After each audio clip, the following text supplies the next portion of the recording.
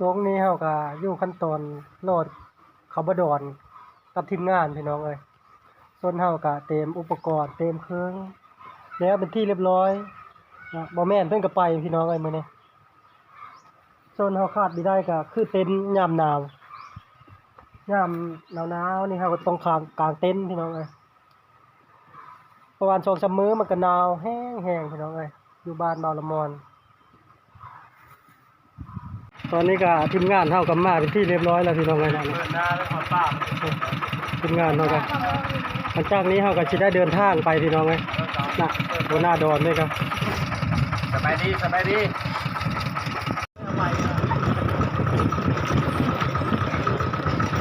พี่ง้ออันนี้เฮ้ได้บอกมันขับรถนั่งข้างหน้าหัวหน้าดอน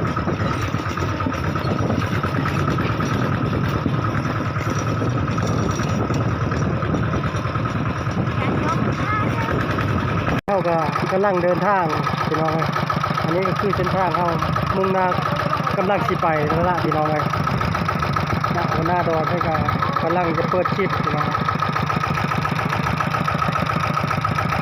นี่ทีมงานเท่ากับพร้อมเป็นที่เรียบร้อยพี่น้องเลย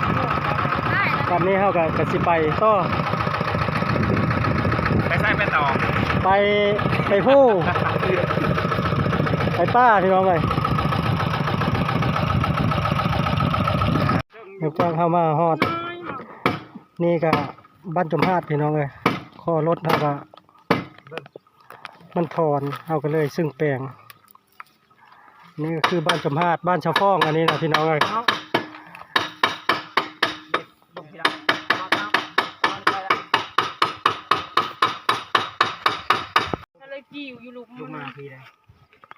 ตอนนี้ก็ทีมงานเขาก็กำลังซ้อมอยู่พี่น้อง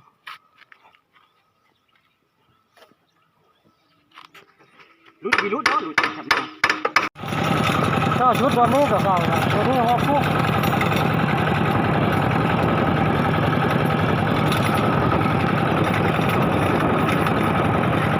ถ้าขึ้นป้าเขาก็ต้องพานบัตรสมาร์ทขึ้นน้องเอ๋ยเว้าเลยวะ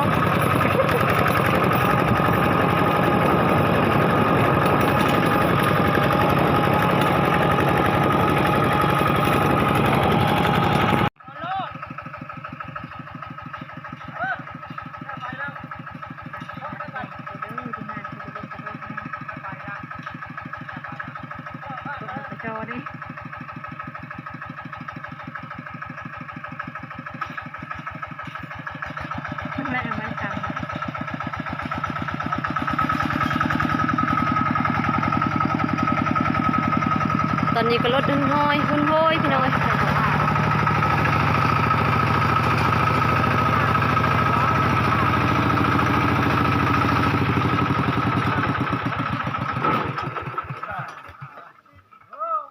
จับพอดีเจ้าเลยโชว์เพื่อกล้าขึ้นชักโชกนี่ค่ะ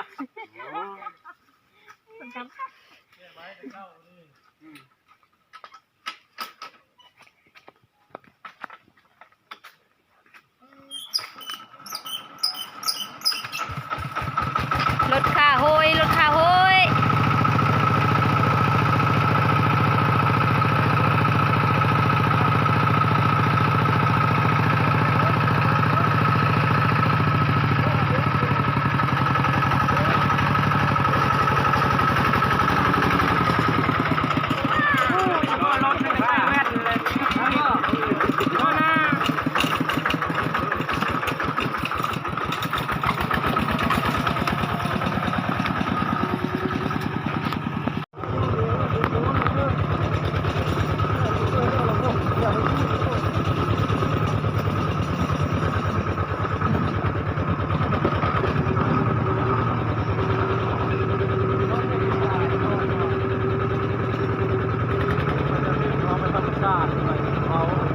ตอนนี้ทางอดไก่ห้อยจะผ่านมาแล้วไปนอนอยู่ห้อยไฟไปจะผ่านแล้วก็ห้อยเลยไปโดนไก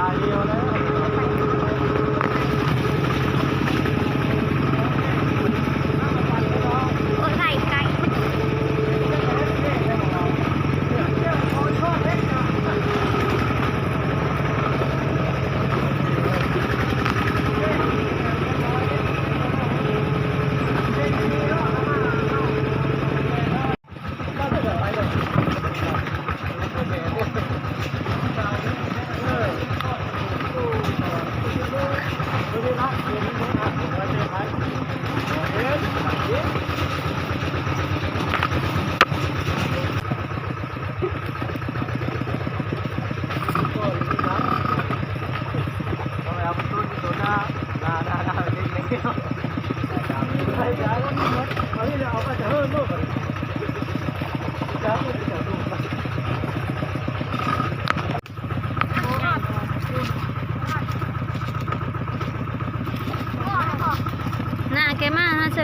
การเงารอด เชกตา กางเงารอด ตา เข้านี่แหละ โดนอนทีนี้กะ กบเชกตาเนาะ จะไม่โมกินละเนาะหวานมากหวานตั้งเลยก็ไม่แล้วหรอ แมนก็ละทึ่ง มันก็ข้ามแล้วมันก็แก้วหอมก็ได้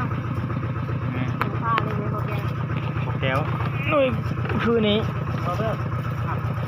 อุ้ยแม่ที่ขึ้นอุ้ยแม่นั่นที่ขึ้น ขึ้นได้ ดูใช่นั่นที่ขึ้นอย่าไป ว่าในหัวดุดกับน้องเป็นอยู่ ด่านสะแงะ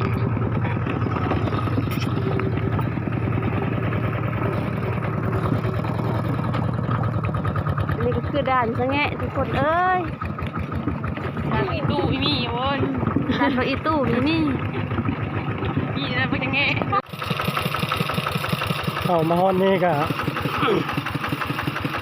เส้นทางเขากับไม้ฮักทับทางพี่น้องเลยตอนนี้ก็บดอนเพิ่นกับบปั่นเปล่าไม้อ้อเพราะว่าทางเช่นนี้มันมีค่อยมีคนมามันก็เลย มีไม้มีเพิ่มฮักทับทางเนี่ย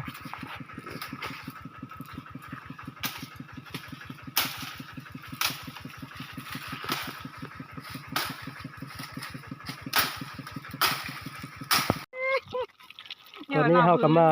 เฮ็ดทอดปลากินแรกพี่น้องนะปลาเฮาก้านมากก็ได้หลายเติบปลาขอก้างแน่ปลาซิวเข้าแน่เฮากะ เยอะกว่ามันไหลเขาโคบแล้วมันเลยอุ้งอ่างอยู่ ขึ้นกระตำแตงกันแล้วนะพี่น้องนะลองกินเฮากันต่อไปเฮาก็สิได้กินข้าวแรงทีมงานเฮาก็กำลังเฮ็ดอยู่เฮ็ดกินข้าวแรงพี่น้องเอ้ยแม่เป็นกมาตรการป่า น้อยนึงนิดวะ กรรมฐานยุ่นทงเป็นดี ของกินเฮากันแล้วกินที่เรียบร้อยพี่น้องเอ้ยของกินแรงมื้อนี้ก็มีจำพี่จำน้องเห็นนี่ละตำแตงทอดปลาแน่พี่น้องเอ้ยมาเด้อมากินข้าวแรงนำทีมงาน นับกูผมกับแมน เด้อกินข้าวแรงนั่นเด้อพี่น้อง เขาไปตันบอกกันนั้นนี่ มันยังพี่ มีตันเนาะ หน้าบัง มีจานดอกมันต่ำมันน้อยได้อยู่ละ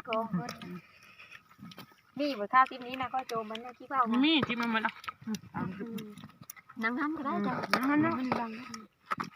ติ่มตึงเจอเด็กเฮ้ยเฮ้ยคืออันนี้เลย มันปลา ห้องแตก แซ่บทุกคน จำยังมันนะ เลยว่าแม่นแซ่บบ่ว่าแม่น เนี่ย แซ่บขนาดเลยเนาะเริ่มลมเย็นมาแล้วบัดนี้การ คนเมืองนอนยักษ์เลยโซ่นั่นยังท ตอนนี้ก็เหลือแต่ทีมงานเฮาก็อิ่มเป็นที่เรียบร้อยพี่น้องหลังจากนี้เฮาก็สิได้ปิดคลิปถ้าคือมุกที่เจอกันอย่าลืมกดไลค์กดแชร์บ้านละม่อนเด้อพี่น้องเพื่อเป็นกำลังใจให้คลิปต่อๆไปสำหรับคลิปนี้ก็จบเพียงเท่านี้พี่น้องคลิปหน้าก็พบพอเดี๋ยวใหม่คือเก่าวันละสบายดีพี่น้องตอนนี้ก็ทีมงานเราก็ซุ่มแซ่เพียงไฟพี่น้องยามหนาว ส่วนเฮาก็ต้มน้ำอาบพี่น้องอาบน้ำเย็นมันไม่ได้อยู่ผู้ การเย็น อากาศมันเย็น มันมีลูกมาเนาะนี่เนาะทัดพะโลน บ่แม่นอาบน้ำเราแม่นนะ ำแล้ว อาบละ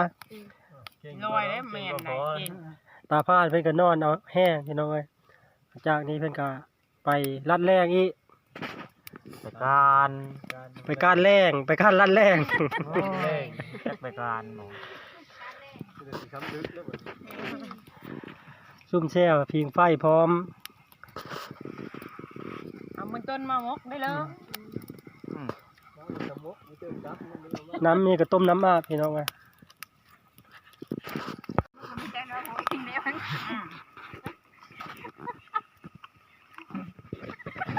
อยู่ผู้อยู่ป่าอยู่ผู้อยู่ป่าพี่น้องพิงไฟแล้วก็เว้านิทานพากันโฮยามหนาว ตาพาดเพิ่นก็กินกาแฟพี่น้องเพิ่นก็สิไปหาการรัดแรง นี่เธอหน้าไม้คนทำไม เอาไม้อันนี้แล้วบัดนี้เมื่อกี้นี่ไม้น้ำมอดจังดี คนเฮาก็สิอาบน้ำน้ำก็ฟดแล้วพี่น้องเอ้ย เฮ้อเนาะ อย่าไปลงจับข้างนี้นะ ฟัด อ่า